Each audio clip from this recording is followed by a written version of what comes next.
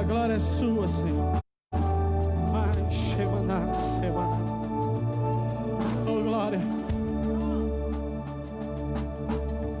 Oh, há uma unção poderosa do Senhor.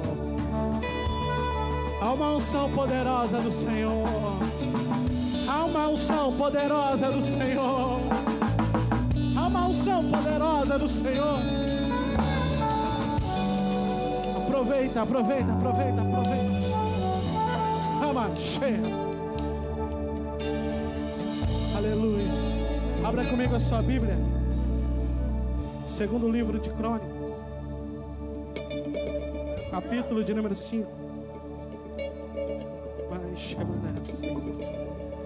Espírito Santo, nós sentimos a presença do Senhor.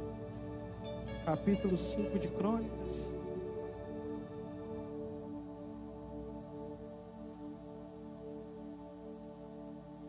Segundo livro de Crônicas, capítulo 5, versículo de número 7.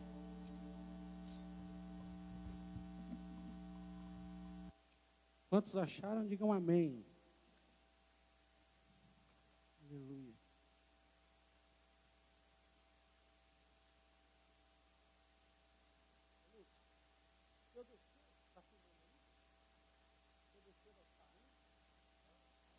Não, por causa da água ali. Amém.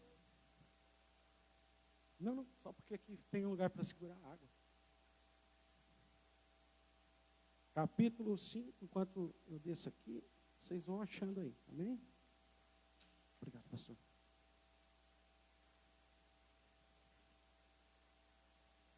Opa. Repita comigo assim: arca e templo. Então repita de novo para você gravar. Repita: arca e templo. Amém?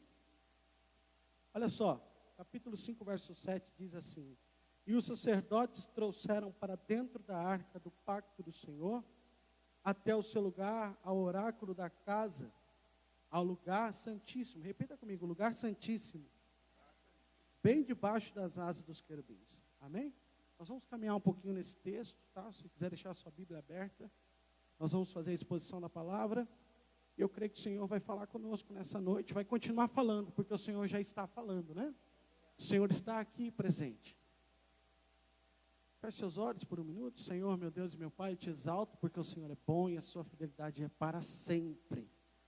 Pai amado, eu te agradeço pela oportunidade de estar aqui nessa tribuna, nesse altar, para ministrar a tua palavra, que é santa, que é maravilhosa. O Senhor já confirmou a sua palavra hoje, pelos louvores, qual nós somos tão agraciados, ó Pai, qual nos sentimos tão bem, tão felizes, tão contentes. Te peço, Pai, que o Senhor use os meus lábios como instrumento nas tuas mãos, que eu possa falar aquilo que o Senhor colocar no meu coração.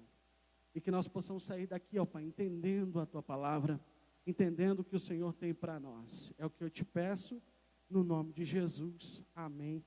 E graças a Deus. O texto que nós temos em mãos hoje é maravilhoso. E enquanto eu li a Bíblia, ele saltou aos meus olhos já há algum tempo. E hoje, quando eu orava à tarde, o Espírito Santo aqueceu no meu coração essa mensagem. E quando ele faz isso, eu entendo que o Senhor quer falar com a igreja de alguma forma. Então eu tenho certeza absoluta que o Senhor vai falar com você hoje através dessa palavra. Esse texto é maravilhoso. A Bíblia nos informa de uma maneira muito clara e objetiva que Davi, esse que o nosso irmão Christian cantou com tanta maestria, com tanta habilidade, que Davi, esse poeta, ele, além de ser poeta, ele era um guerreiro. Pelo fato dele ser guerreiro, ele derrubou sangue na terra, ou seja, ele guerreava, e quando ele guerreava, ele fazia a obra completa. E um dia ele teve um desejo no seu coração, um desejo de fazer um templo, construir um templo para abrigar a arca da aliança. Até porque, até esse dia, a arca da aliança, ela ficava dentro de tabernáculo. E o que era o tabernáculo? De acordo com Orlando Boyer, no seu comentário bíblico, lá na página 722, ele fala assim, que entre os israelitas, o tabernáculo era o santuário portátil, onde se realizava culto público durante a sua peregrinação no deserto, até o reinado de Salomão. Então, até o reinado de Salomão, era realizado no tabernáculo, onde fica o culto público, e a arca ficava dentro do tabernáculo. Então, Davi tem esse desejo de construir um templo para Deus. Deus, de uma maneira poderosa, usa o profeta Davi, usa o profeta Natan, que vai profetizar para Davi, uma profecia que começa meio simples, mas depois vai ficando escatológica, profunda, e fala de coisas que iam acontecer muito na frente. E no meio dessa profecia ele fala, Davi, não é você que vai construir esse templo, mas o seu filho.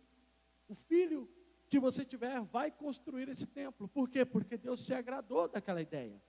Deus se agradou daquele pensamento e daquele desejo do coração de Davi. Você vai ver, se você ler um pouco para trás, que Davi fica tão feliz com a promessa que Deus faz, que ele faz uma oração poderosa, que nós podemos gastar tempo aqui falando dessa oração, mas não é o objetivo dessa mensagem hoje. E a Bíblia diz que Davi, ele prepara tudo para o templo, desenha o templo e descansa com seus pais. Davi morre, mas ele deixa a instrução para o seu filho Salomão. E Salomão começa então essa obra de construção do templo, e se passam 7 anos de construção, 7 anos de trabalho, 7 anos esmerando e deixando aquele templo de uma maneira maravilhosa, deixando aquilo lindo, poderoso. Então chega, depois de 7 anos, o grande dia, o dia da inauguração do templo. E aí são preparados os músicos, são preparados os cantores, são preparados os sacerdotes, os levitas, e eles têm a intenção de levar agora o tabernáculo junto com a arca da aliança, para colocar dentro do templo. A Bíblia, ela costuma falar conosco de uma maneira, muitos textos de maneira figurada, todos aqui entendem, sabem, que a arca da aliança significava a presença do Senhor, amém ou não amém? A arca significava a presença de Deus, a presença do Senhor. E eles agora iam levar a arca para colocar dentro do templo. Agora aqui eu achei algo muito interessante, porque a arca não ficaria no lugar santo dentro do templo, mas a arca ficaria dentro do lugar santo dos santos, aonde, uma vez por ano, apenas o sumo sacerdote entrava. É certo que nesse evento aqui, da inauguração, não entrou apenas o sumo sacerdote, mas vários entraram. Mas de regra, via de regra, uma vez por ano entrava apenas o sumo sacerdote no Santíssimo Lugar. E a arca seria colocada no Santíssimo Lugar. Então aqui eu entendo que a presença seria colocada no lugar santíssimo, amém ou não amém? Quem está aqui? O Santíssimo, a arca seria colocada dentro do lugar santíssimo. Entrava uma vez por ano o sumo sacerdote. Se nós usássemos outra figura de expressão aqui, outra figura bíblica, nós entenderíamos que o sumo sacerdote é Jesus. O sumo sacerdote eterno é Jesus. Então seria levado no lugar santo a arca, no lugar santíssimo seria levada a arca, onde o sumo sacerdote Jesus, ele pode entrar. Mas vamos continuar, a Bíblia usa uma outra figura para templo. Abra sua Bíblia comigo aí no capítulo 7, verso 48, de Atos dos Apóstolos.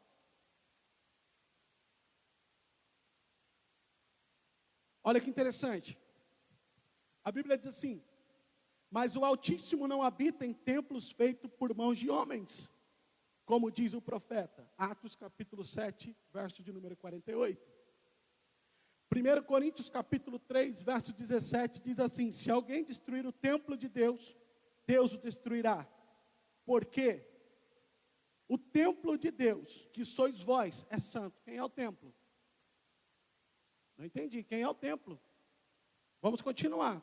Efésios capítulo 2, verso de número 21, diz assim: no qual todo edifício bem ajustado cresce para templo santo do Senhor. Quem é o templo? Quem é o templo que cresce? 1 Coríntios capítulo 3, verso 16, diz assim a palavra do Senhor: não sabeis vós que sois templo de Deus, e que o Espírito de Deus habita em vós.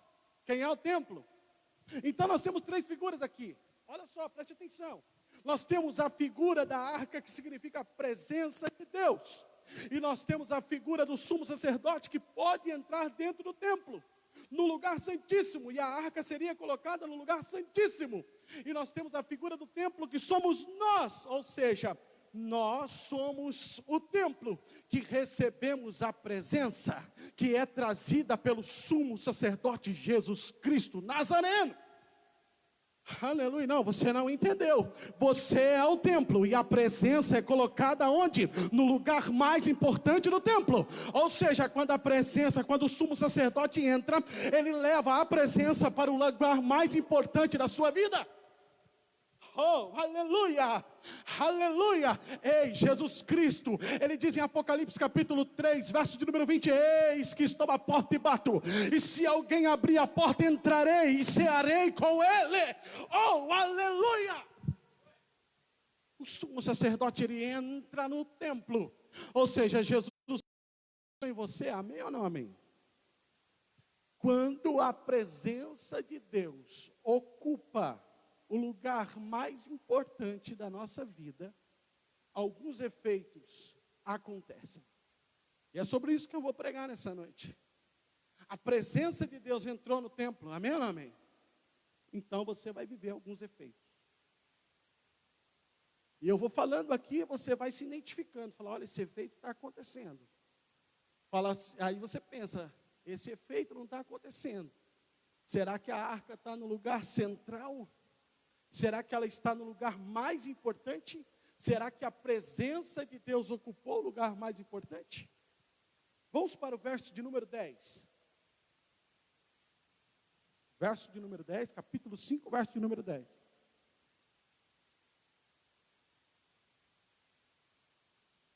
Alguns efeitos da presença no templo, da presença dentro de você. Olha só. Não havia nada na arca, salvo as 2 tábuas que Moisés colocou nela em Horebe, quando o Senhor fez um pacto com os filhos de Israel, quando eles saíram do Egito. Não havia nada na arca, exceto as 2 tábuas da lei. Lá, quando foi construída a arca da aliança, ela carregava dentro dela o maná, o pote com maná. Ela carregava a vara de Arão, que havia florescido, e as tábuas da lei. Interessante que nesse texto não aparece nem a vara e nem o maná, mas as tábuas da lei continuavam lá. Olha que interessante, as tábuas da lei continuavam lá. E sabe o que Deus fala ao meu espírito? Quando eu estava meditando nessa palavra, o Senhor suscitou na minha mente o seguinte: quando a presença de Deus invade o lugar mais importante na sua vida, ela traz a consciência que você precisa das Escrituras. Perceba que dentro da arca havia a palavra, havia as 2 tábuas da lei. Então, quando a presença de Deus invade o lugar mais importante na sua vida, ela traz a consciência de que você precisa da palavra de Deus. Aleluia. Salmo de número 1 diz assim: bem-aventurado é o homem que não se assenta na roda dos escarnecedores, antes ele detém o seu prazer na lei de Deus, e nela medita de dia e de noite, ou seja, ele detém o seu prazer na lei de Deus. A palavra de Deus, quando o Espírito Santo está dentro de nós, ela causa prazer. É por isso que você vai, anda para lá, anda para cá, de repente você sente vontade de correr para a palavra, porque a palavra não é mais um fardo, a palavra é um prazer. Aleluia! Porque toda vez que você vai para a palavra te dá um tesouro maravilhoso. Oh, glória a Deus. Spurgeon dizia assim, que para ele pregar o texto, ele lia 50 vezes, e de repente o texto jorrava, abria o seu baú de tesouros. E é desse jeito, irmão. Toda vez que eu leio a Bíblia, toda vez que eu leio a palavra, o Senhor, Ele sopra aos meus ouvidos coisas maravilhosas, porque a palavra encanta, a palavra transforma, a palavra é vida, a palavra está dentro de nós, a palavra de Deus é poderosa.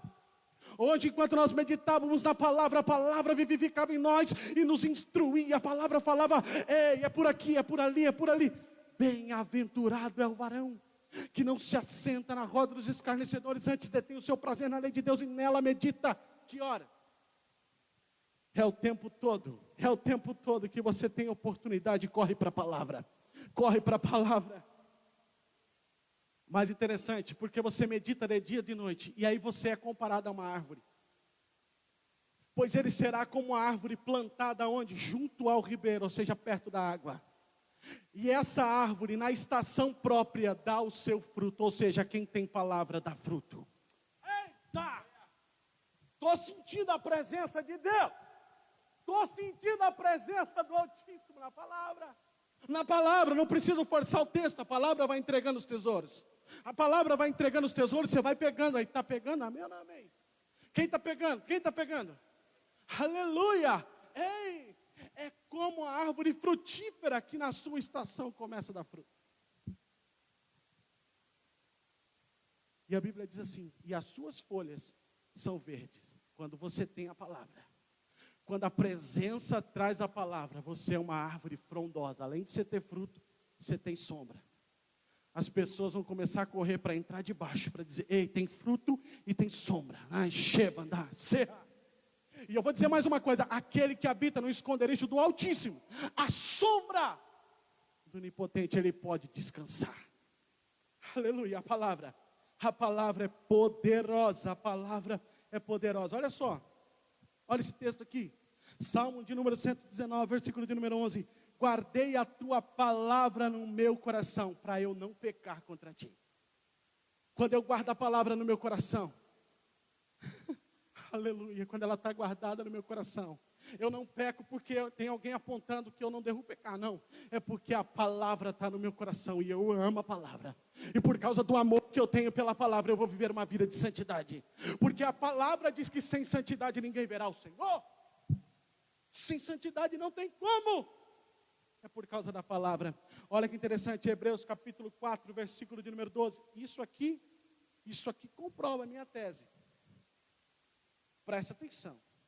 A arca foi colocada no lugar santíssimo, aonde só o sumo sacerdote ia. A palavra vai aonde ninguém mais vai. Olha só, a palavra vai aonde ninguém mais vai. Presta atenção. Olha o que diz o texto. Pois a palavra de Deus é viva e poderosa. A palavra de Deus é viva. Oh, aleluia. A palavra de Deus tem vida. A palavra de Deus é poderosa. A palavra de Deus tem poder. Além dela ser viva, ela tem poder. Aleluia. E escute aqui. E ela é mais cortante do que qualquer espada de dois gumes. Sabe que tem vezes que eu estou lendo a Bíblia e ela começa a me confrontar. Ela começa a falar coisas que eu não quero ouvir. E eu entendo, meu Deus, mas eu não quero ouvir isso, porque isso me machuca. É porque ela tem dois gumes, ao mesmo tempo que ela vai para lá, ela vem para cá. E ela faz entender qual é o meu tamanho. Ei, aleluia, esse é o poder da palavra. O poder da palavra de nos colocar no prumo. O poder da palavra de dizer, não é por aí, é por aqui. O poder da palavra de dizer, ei, chegou o momento de você esperar. Ei, chegou o momento de eu te usar de outra maneira. É a palavra que nos ensina. Olha só o texto, que maravilhoso. Penetrando entre a alma e o espírito. Quem vai entre a alma e o espírito? Quem sabe onde está? Quem sabe onde está a alma e o espírito? Onde está essa divisão? É o lugar mais importante. É o santo dos santos. Eu vou dizer para você, a palavra vai lá. A palavra vai lá. A palavra te encontra. Oh, aleluia. Como é bom a sua palavra, Senhor.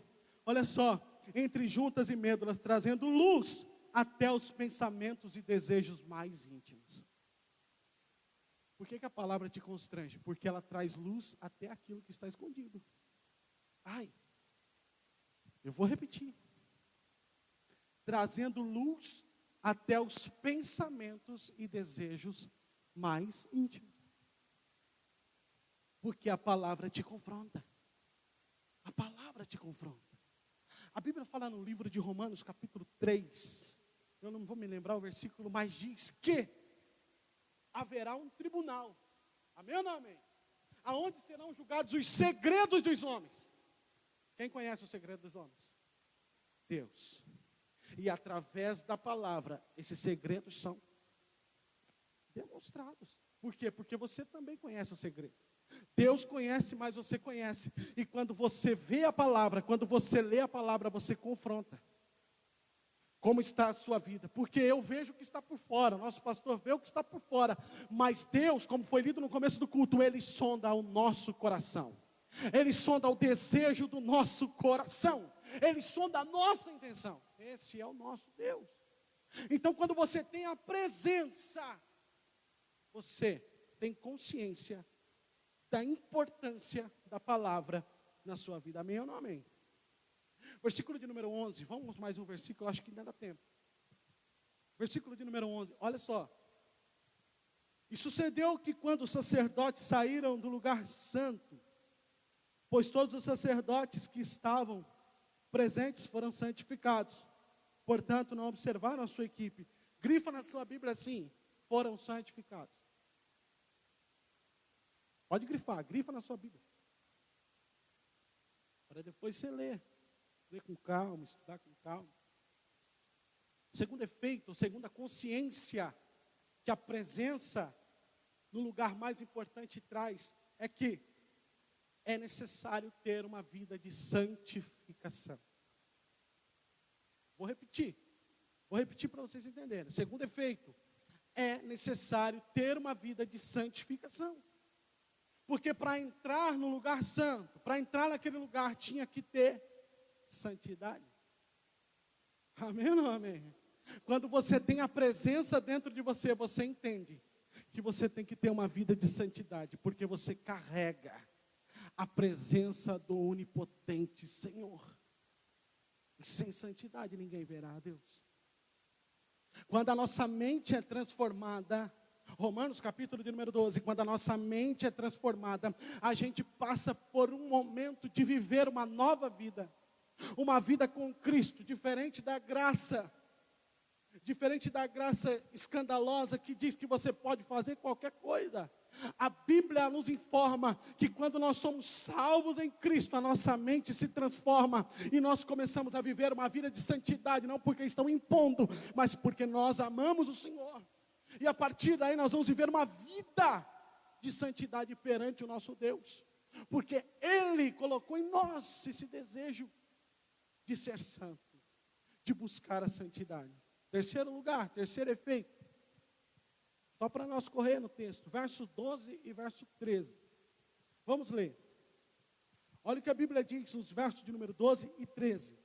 Quem está com a Bíblia na mão? Amém ou não amém? Vocês estão com a Bíblia aí, irmãos? Vocês estão lendo? Quem está aqui? Glória a Deus. Obrigado, irmão. Eu tomo água, hein? Eu dou trabalho. O Lucas veio hoje? Cadê o Lucas? Sentou lá no fundo para não trazer água para mim. Aleluia. Deus vai te honrar. Estou brincando. Verso 12, verso 13. Diz assim: também os levitas, que eram os cantores todos, de Asaf, Emã, Jetutum, todos os seus filhos, seus irmãos, estando vestidos com linho branco, olha a santidade aqui, tendo símbolos, saltérios e harpas, ficaram na extremidade leste do altar, e com eles 120 sacerdotes soando trombetas. E sucedeu que enquanto os trombeteiros e os cantores eram como um, grifa essa palavra aí, quando eles eram como um, pega essa palavra, quando eles eram como um, para fazer um som, para ser ouvido, em louvor e gratidão do Senhor, e levantando ele a voz, com trombetas e símbolos, e com outros instrumentos musicais, louvaram ao Senhor, dizendo: pois Ele é bom, porque a sua benignidade dura para sempre. Que então a casa foi cheia por uma nuvem, a saber, a casa do Senhor. Quando os músicos, os sacerdotes, os levitas eram como um, louvando a Deus, a presença intensificou-se de uma maneira muito grande. Então, o terceiro efeito que eu entendo, quando a presença de Deus ocupa o lugar mais importante em nós, é o seguinte: ela traz a consciência de que Deus precisa ser adorado em nossa vida. Vou repetir. Quando a presença de Deus ocupa o lugar mais importante na sua vida, ela traz a consciência de que Deus deve ser o centro da sua adoração. Aleluia, glória a Deus. E você começa a louvar a Deus, e aí a adoração começa a fluir. Porque tem gente que funciona, sabia? Tem gente que funciona, e tem gente que flui.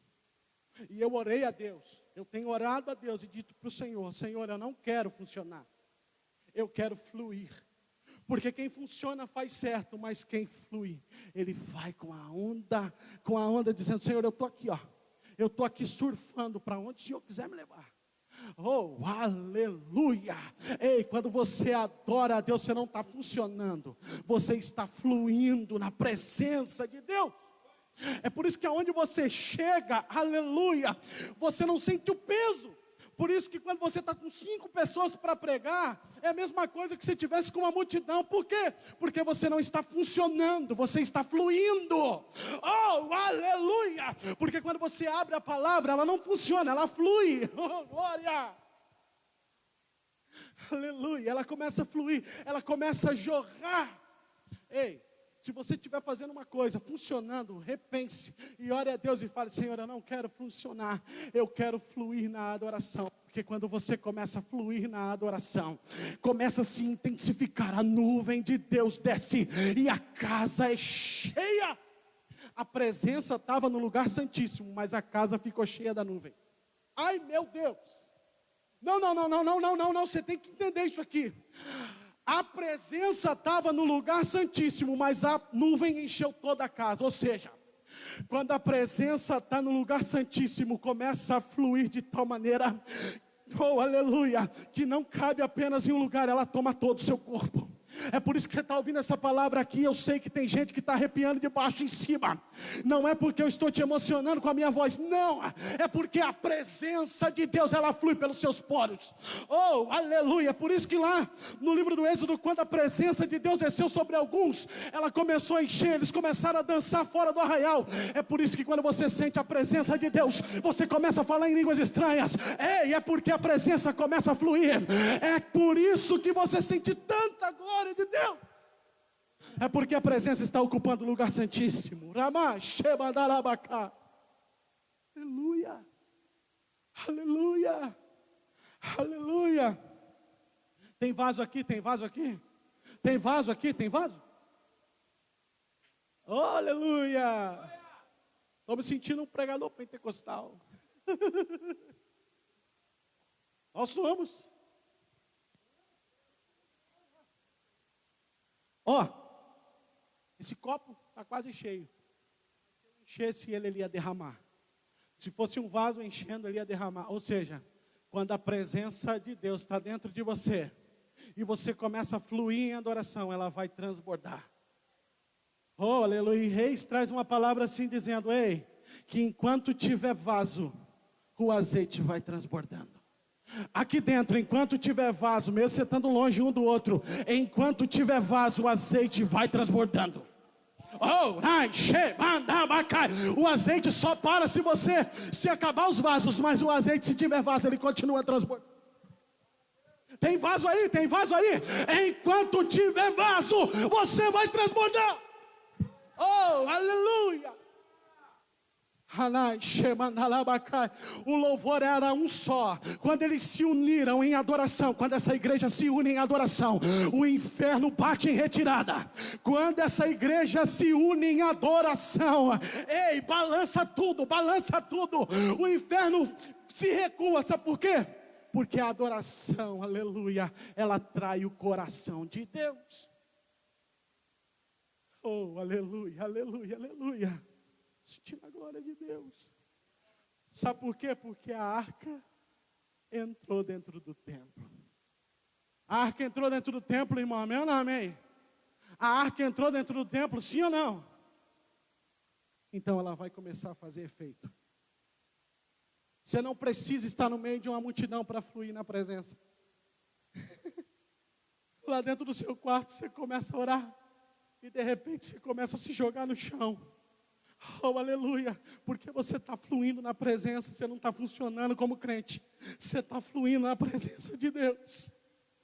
Oh, aleluia, oh, aleluia, oh, aleluia, oh, aleluia, oh, aleluia, oh, aleluia, oh, aleluia, oh, aleluia. Olha, presta atenção, quando você começa a fluir, você começa a dar fruto. E quando você começa a dar fruto, você se torna uma ameaça. Como assim, pastor? Êxodo número 1. A Bíblia diz bem claro que Israel, entraram 70 pessoas dentro do Egito a convite. Presta atenção no que eu estou falando. Israel entrou dentro do Egito a convite, foram convidados. Só que quando morre José, quando morre o faraó que não conhecia José nem Jacó, a Bíblia diz que um faraó se levanta e olha para eles dizendo: ei, esse povo, ele está frutificando demais. Esse povo está crescendo demais, está multiplicando demais. E então, eles estão ficando muito fortes, o que eu vou fazer? Vamos podá-lo.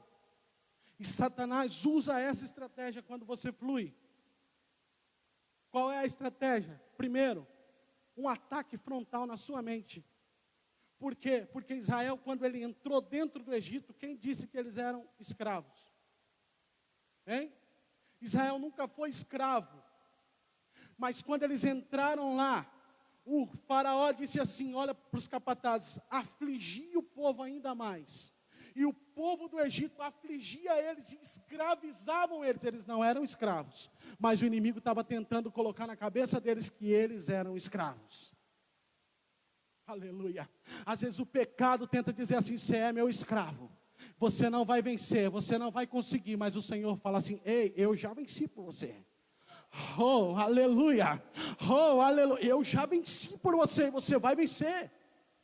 Romanos capítulo de número 3, versículo de número 26, se não me falha a memória, diz assim que nós caminhamos livremente porque fomos remidos. A palavra remido significa comprado, um escravo que é comprado e colocado em liberdade. Aleluia, o sangue de Jesus os remiu, Ele nos comprou e nos colocou em liberdade. Você é livre para adorar a Deus e fluir, e fluir, e fluir. Para nós terminar,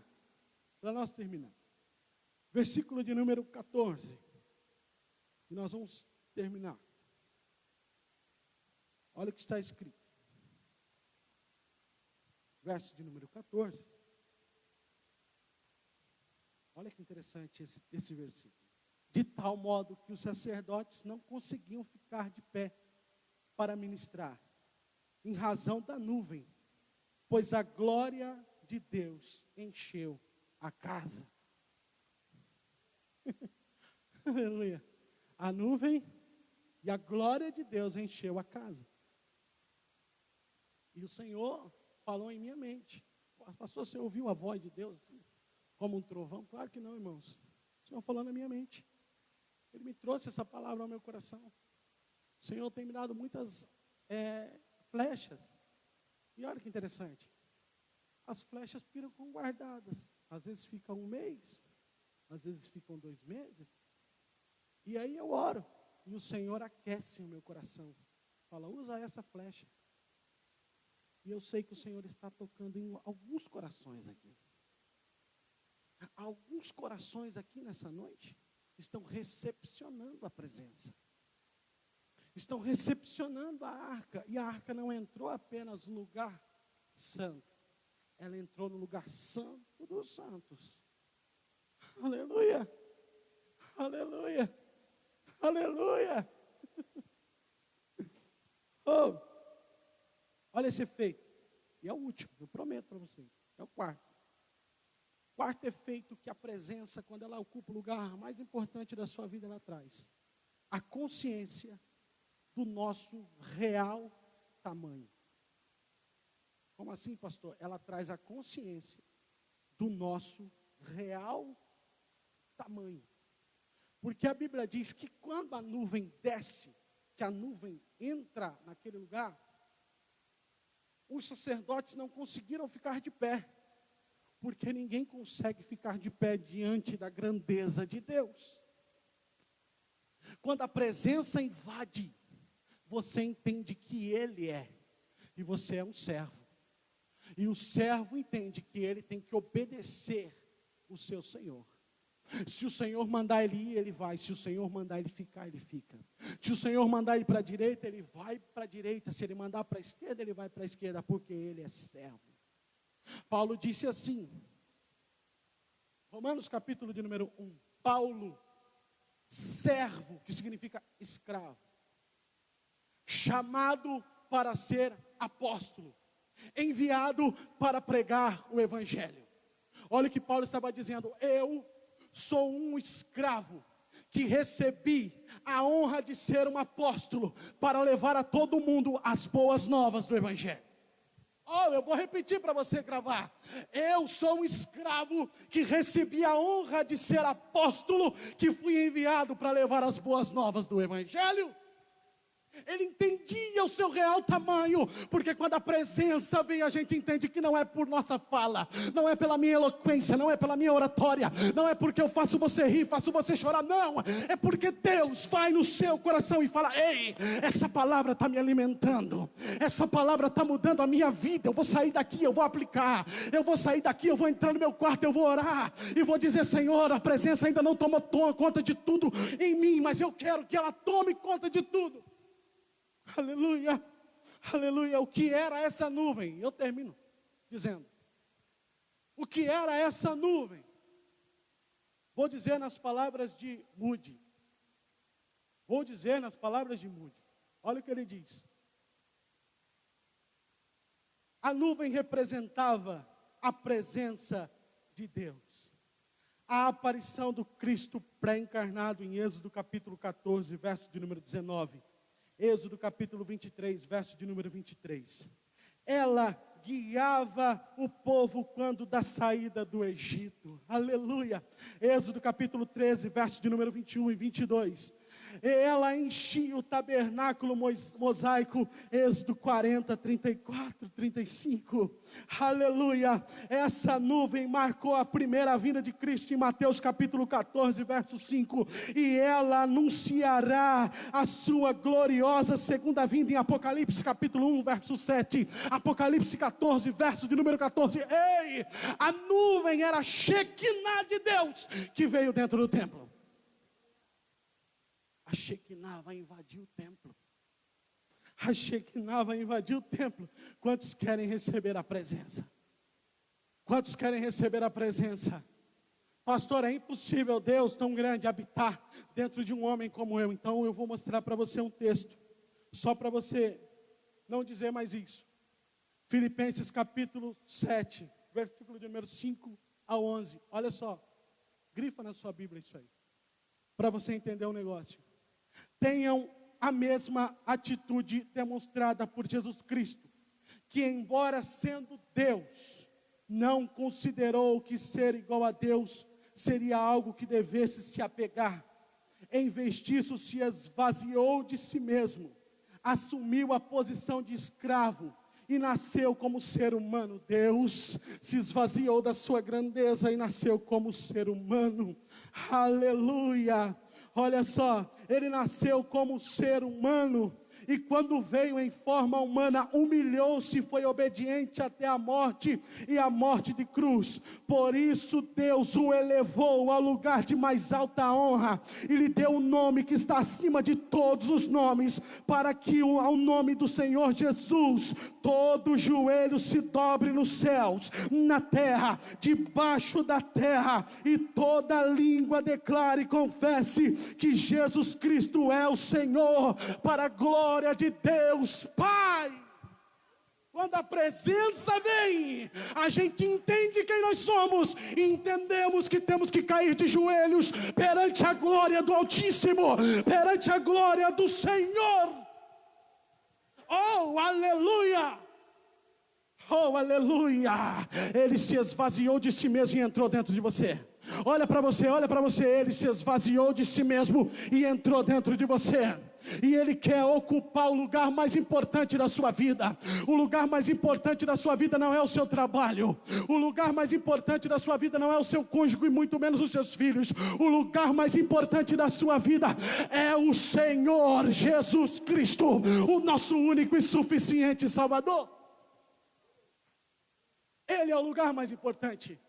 Ele entrou no lugar mais importante. Ele é o sumo sacerdote. Ele traz a presença para dentro de nós.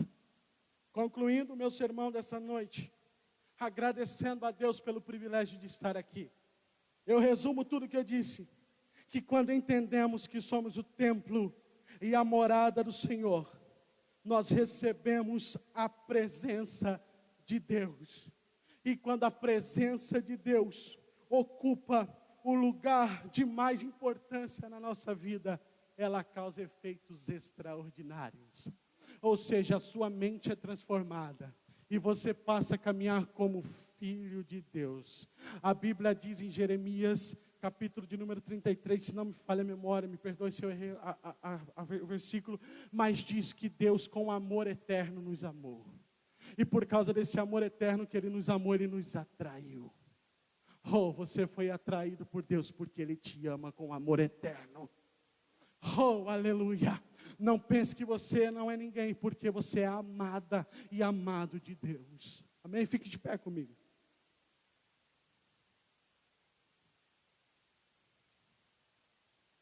Oh, aleluia. Espírito Santo de Deus, eu te agradeço. Eu louvo pela tua presença neste lugar. Obrigado, Senhor, porque o Senhor falou conosco. O Senhor nos ensinou. E eu saio daqui, ó Pai, satisfeito, porque eu entendi que o Senhor me fez um atalaia nas tuas mãos, um pregoeiro da tua palavra. E o Senhor sabe que o que eu mais gosto de fazer na minha vida é pregar a sua palavra. Não importa se tem uma multidão, se tem 3 pessoas, como o Senhor já tem visto. Mas eu estou fluindo, porque eu entendi que a sua vontade é boa, perfeita e agradável. Pai, eu te peço em nome de Jesus, que a tua presença ocupe, Senhor, o lugar mais importante dentro do templo. Que a tua presença ocupe o lugar mais importante dentro da vida de cada um desses irmãos. Pai, foi o Senhor quem me deu essa palavra. Aqueles que foram tocados por essa palavra hoje, que eles saiam daqui entendendo e pensando nessa palavra. Pensando, ó Pai, como viver uma vida de santidade. Como viver uma vida, Senhor, na tua presença, que é tão importante. Nesses momentos que nós estamos vivendo de tanta frieza espiritual, nos aquece, ó Pai. Nos aquece, faz, ó Pai, viver de uma forma santa diante de Ti, certo que Tu és o nosso Deus. Santo nome, eu rendo graças ao Teu santo nome, me rendo à Tua soberania, me rendo ao Teu amor, porque Tu és um Deus justo, e Te peço, meu Deus, em nome de Jesus, que sonde os nossos corações, sonde as nossas intenções, ó Pai, e nos coloque no lugar que o Senhor deseja, da sua vontade. Pai, que essa igreja seja impactada pelo poder